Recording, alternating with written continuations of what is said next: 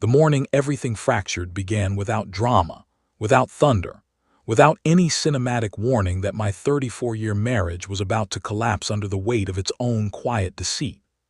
I was seated in the upstairs study of the colonial house I had purchased long before vows and shared bank accounts complicated ownership, reviewing a procurement analysis for a private aerospace firm that still valued my 3 decades of experience in strategic logistics. My career had been built on anticipating breakdowns before they occurred, rerouting shipments through unstable regions, reinforcing weak links in global supply chains, designing redundancies so that if one artery failed, 3 others compensated instantly. I had spent most of my adult life operating in environments where mistakes cost lives and oversight invited catastrophe. Calm, deliberate planning had never been a personality quirk, it had been survival. That Tuesday morning, sunlight angled across the hardwood floors in disciplined stripes while the kettle hissed in the kitchen below. The house was silent except for the faint hum of my desktop tower and the measured ticking of the antique regulator clock mounted near the bookcase. Then my phone vibrated against the desk. The message came from my nephew, Elias. "You might want to screenshot Marin's profile before it gets deleted." My fingers went cold before my mind processed the implication. I opened the app.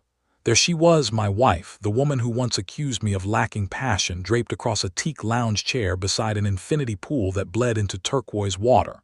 A white linen wrap clung to her shoulders. Her head leaned against a broad chest I recognized immediately. Nalin Pierce, the college flame she had dismissed for decades as immature and directionless. The caption beneath the image read, "Life begins when you stop settling." They were laughing.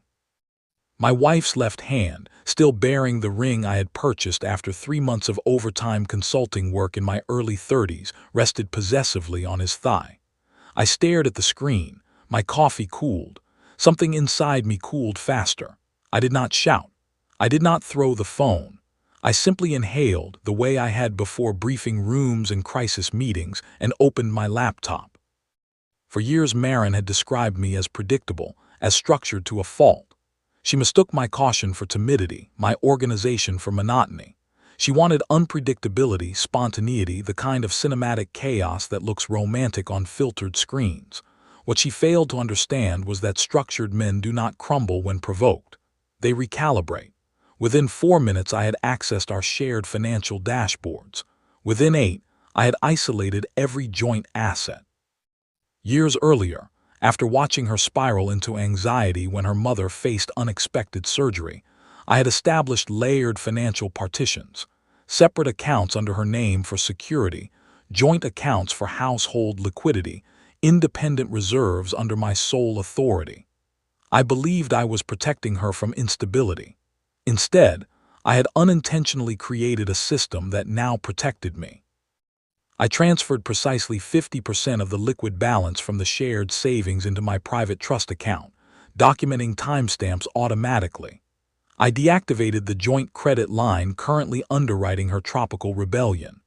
I suspended automated payments attached to her personal subscriptions, streaming platforms, cloud storage, boutique delivery services she claimed were small indulgences. I left one essential policy untouched, vehicle insurance, because consequences should unfold gradually, not explosively. My phone began ringing almost immediately. Her sister, ignored, then her mother, ignored. I was not angry. Anger is inefficient. It clouds judgment and accelerates error. I was methodical. I was measured. She wanted an exhilarating narrative arc. I was about to provide a procedural reality. Over the next hour, I combed through transaction histories dating back half a year. Patterns emerged like faint footprints in wet sand once you know where to look. A jewelry boutique 40 miles away where she had never mentioned shopping. An upscale bistro located in the same district where Nalin maintained a consulting office. Spa appointments charged twice in 1 week under a package labeled Couples Immersion. Receipts told stories she believed would remain unread. She had underestimated 2 things, my patience and my archival instincts. I documented every anomaly, exporting PDFs into encrypted folders labeled neutrally, but organized with surgical precision. Then I retrieved an old email confirmation for a coastal villa reservation I had arranged months earlier for what I thought would be a renewal anniversary trip. She had used my itinerary, with him. I dialed the resort's administrative office. My tone remained courteous as I informed them that the card on file had been compromised and must be removed immediately. I declined to provide replacement payment details. She is fully capable of managing her own expenses, I explained evenly. The representative hesitated, then complied. I ended the call and leaned back in my chair. The dust motes in the sunlight seemed suspended in time. There are moments when a life divides into before and after. This was one of them. That evening my son, Callum, arrived without warning. He wore fatigues, having secured emergency leave the moment my niece forwarded him the screenshots. He did not ask how I felt. He asked, "What's the strategy?" Pride moved through me like a quiet current. I outlined the financial separation, the documentation, the communication freeze. He listened without interruption, nodding once. Then I walked to the wall safe embedded behind a framed aerial map from one of my early overseas assignments. Inside lay a velvet pouch containing a pair of antique silver cufflinks engraved with the initials of my grandfather, who had carried them during a decisive campaign on foreign soil generations earlier. They were not valuable for their metal content. They were valuable for their story. I had checked the safe 2 nights prior while organizing estate documents. The pouch had been missing. I replayed interior security footage stored on a discrete server. The video showed Maren entering my office 3 weeks before her departure, unlocking the safe, removing the pouch and slipping it into her handbag. Callum's jaw tightened. "She took them," he said. I nodded. "She miscalculated," I corrected. "Theft of marital property is one matter. Theft of generational legacy is another entirely." Messages from her began arriving before midnight. "My card isn't working. There must be a bank error. Answer me." I allowed silence to perform its work. The following morning, the resort manager contacted me directly, explaining that outstanding charges had exceeded several thousand and that absent payment, room access would be restricted. I clarified that I was not financially responsible for an adult traveling independently. Later that afternoon, an official email arrived from a governmental oversight bureau associated with clearance-linked benefits I once held. Evidently, Maren had used residual dependent travel privileges attached to my former credentials to secure premium upgrades and facility access. The inquiry was formal but restrained. I provided a full statement within the hour, attaching documentation of unauthorized usage. This was not vengeance. It was compliance with institutional procedure. By the 3rd day, her social media presence vanished. Nolan, meanwhile, had posted a gym selfie back home captioned with some banal commentary about fresh starts. My daughter, Leora, who possessed sharp analytical instincts from her legal training, compiled a digital dossier of every post, receipt, and correspondence. "If this escalates," she said quietly, "we're prepared." She was correct. 3 days later, the resort informed me that Maren had attempted to depart without settling her account. Security intervened. She demanded they contact me. I reiterated my position. Her liabilities were her own. Calls from extended family intensified. Accusations of cruelty followed. I remained consistent. "Consequences are not cruelty," I told her brother when he accused me of abandonment. "They are arithmetic." Meanwhile, the Oversight Bureau notified me that her misuse of credential-linked benefits constituted a violation subject to financial penalty and travel restrictions pending review. I neither celebrated nor gloated. I updated my attorney. Papers were drafted. The house, titled solely in my name from purchase decades earlier, was quietly listed and sold within weeks. Proceeds were distributed into irrevocable trusts for Callum and Leora. By the time Maren returned home, economy class, unaccompanied, she discovered that the narrative she had curated online had dissolved into legal paperwork awaiting her at baggage claim. When she finally called, her voice was stripped of defiance. She asked where I was. I informed her I had relocated. She asked about the house. I explained the sale was lawful and final. Silence filled the line when I mentioned the security footage and the civil complaint drafted against Nolan for receipt of stolen property. "How did you know?" she whispered. "I verify," I replied. Nolan returned the cufflinks within 48 hours after reviewing the evidence. He signed a sworn affidavit acknowledging receipt under false pretenses. I stored the heirlooms in a secured deposit box the same afternoon. The divorce proceedings moved swiftly thereafter. Her petition for spousal support was dismissed in light of documented misconduct and financial fraud.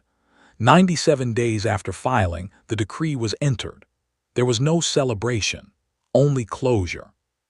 In the months that followed, updates reached me indirectly. Administrative fines had been imposed. Employment consequences followed. Social circles shifted. I felt neither triumph nor sorrow, only equilibrium restored. One evening my niece messaged that my grandmother, were she alive, would have approved of the composure with which I handled adversity. I considered that carefully. Dignity is not loud. It does not demand witnesses. It is the quiet refusal to become what wronged you. Spring arrived early the following year.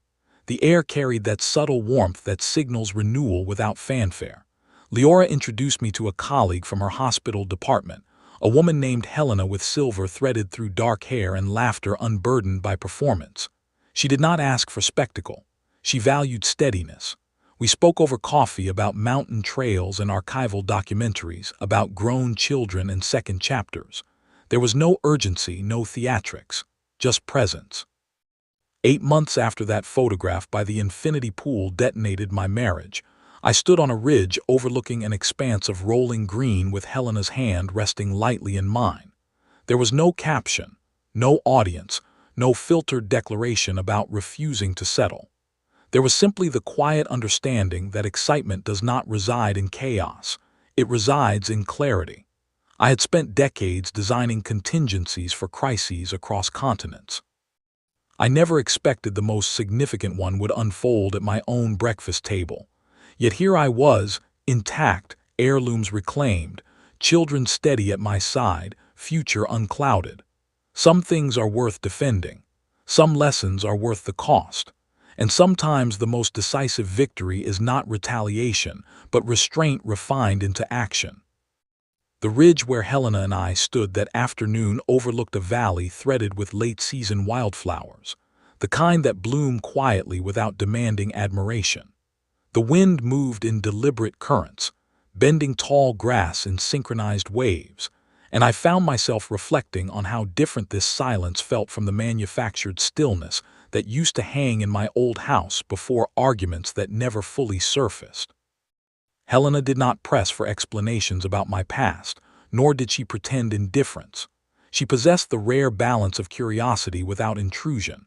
We spoke in measured exchanges about rebuilding, not as a dramatic reinvention but as a disciplined restoration.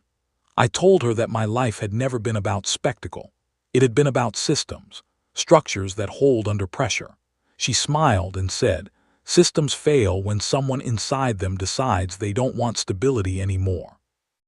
It was the first time anyone had articulated the fracture so plainly without assigning blame theatrically. Later that evening, as we descended from the overlook and the sky shifted into muted amber, my phone buzzed. A notification from my attorney. Marin's counsel was contesting asset distribution despite the court's findings.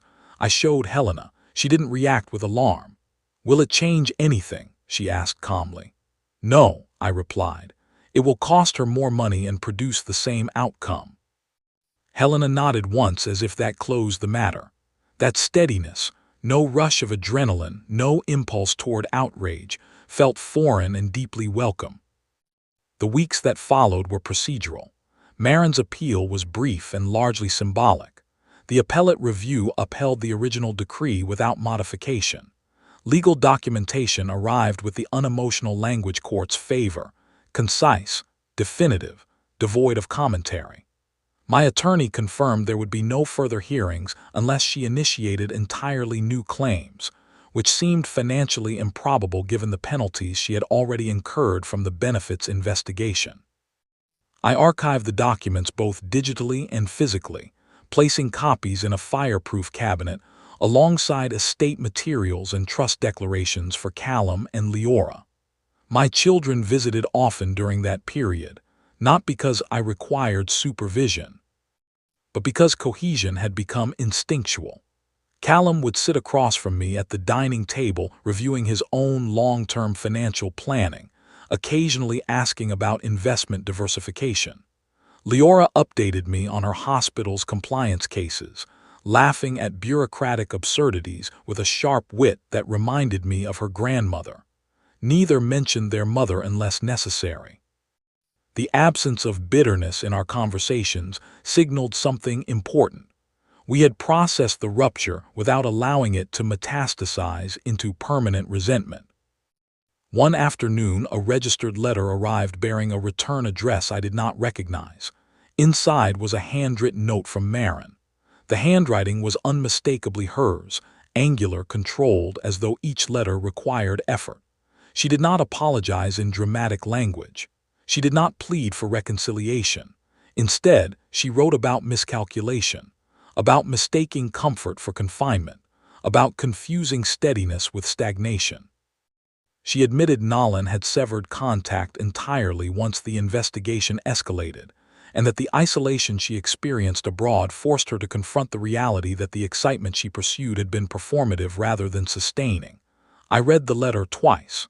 There was a time when such words might have unraveled me. Now they felt informational rather than destabilizing.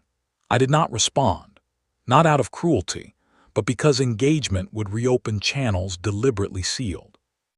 Closure is fragile if revisited carelessly. Helena and I continued seeing each other without labeling the progression. We attended a chamber orchestra performance one Friday, where she leaned toward me during a quiet passage and whispered observations about tempo shifts with a technical appreciation I found unexpectedly captivating. On another evening, we prepared dinner together, nothing elaborate, just roasted vegetables and salmon. Yet the simplicity of shared tasks felt intimate in a way extravagant vacations never had. She asked once whether I regretted handling the situation with such severity. I considered that question seriously. Severity implies excess, I answered. What I did was proportionate. She accepted that without debate. In that acceptance lay mutual respect. There was no appetite for drama between us, only clarity. Meanwhile, news of Maren's professional consequences filtered indirectly through acquaintances. Her previous employer had terminated her position quietly after the federal citation became public record. She had relocated to a smaller apartment across town and reportedly taken temporary contract work unrelated to her prior field. I felt no surge of vindication. The justice system had functioned as designed. My role had been documentation and restraint. Anything beyond that would have been indulgence. One evening, Callum mentioned running into Nolan at a conference center gym. According to him, Nolan avoided eye contact and left abruptly. He looks thinner, Callum observed. Stress does that, I replied evenly. The cufflinks remained secured in a bank vault, removed only once to photograph for insurance revaluation. I held them briefly in my palm that day, feeling their cool weight. Legacy restored. Continuity preserved. As summer approached, Helena invited me to meet her two sons during a casual backyard gathering. They were intelligent men in their 30s, one a history teacher, the other a civil engineer. Conversation flowed naturally, without interrogation. At one point, the engineer asked about my years coordinating logistics across volatile regions. I described the necessity of contingency mapping, how every plan includes an alternate route and a tertiary fallback. He nodded thoughtfully and said, "Most people don't plan their personal lives that way." I almost laughed. "Most people assume permanence where none is guaranteed," I replied. Later, as the evening cooled and string lights flickered above us, Helena's younger son raised a toast, not to romance, not to new beginnings, but to resilience. The word resonated more deeply than celebration ever could. The anniversary of the day I first saw that photograph arrived without ceremony.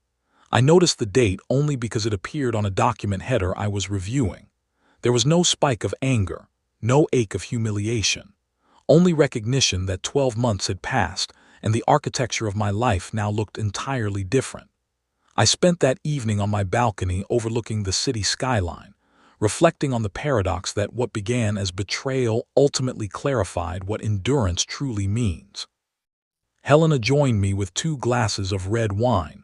We did not discuss the past. We discussed upcoming travel, modest, intentional trips rather than extravagant escapes. "I prefer places where the pace forces you to slow down," she said. I agreed. Chaos had never attracted me. Deliberate movement had. Autumn returned with crisp air and shifting leaves. Leora closed on her first home using funds from the trust distribution. Watching her sign, those papers felt more satisfying than any courtroom outcome. Callum received a promotion within his unit, citing discipline and composure under pressure, traits I recognized instantly. That evening, as the family gathered in Leora's new living room surrounded by unpacked boxes and mismatched chairs, I realized that the legacy I valued most was not contained in metal heirlooms, but in the habits my children carried forward: patience, verification, integrity under strain. Helena sat beside me quietly, observing the dynamic without intrusion. She fit not by force but by alignment. Late one night, months after the legal dust had settled, my phone vibrated with an unfamiliar number. I almost ignored it. Instead, I answered. It was Marin. Her voice was measured, lacking the desperation of previous calls. She informed me she had entered counseling and was restructuring her finances. There was no request for assistance, only an update delivered in neutral tone. I listened without interruption. When she finished, I wished her stability, nothing more. The call ended without hostility. I felt something unexpected, not forgiveness exactly, but completion. The final loose thread tied without spectacle. Winter approached again, carrying the kind of quiet that magnifies reflection. Helena and I traveled to a small mountain town where snow blanketed rooftops in undisturbed white. We walked through narrow streets lined with lanterns, speaking about future possibilities without urgency. Commitment, if it arrived, would not be born from fear of loneliness or reaction to betrayal. It would be chosen deliberately, with eyes open. Standing there beneath falling snow, I understood something that had eluded me during the height of my marriage's unraveling. Excitement is not the opposite of stability. It is the product of trust maintained over time. I had defended what mattered, relinquished what did not, and emerged neither hardened nor diminished, simply clarified. And in that clarity, I found a version of myself that required no audience, no vindication, only quiet forward motion.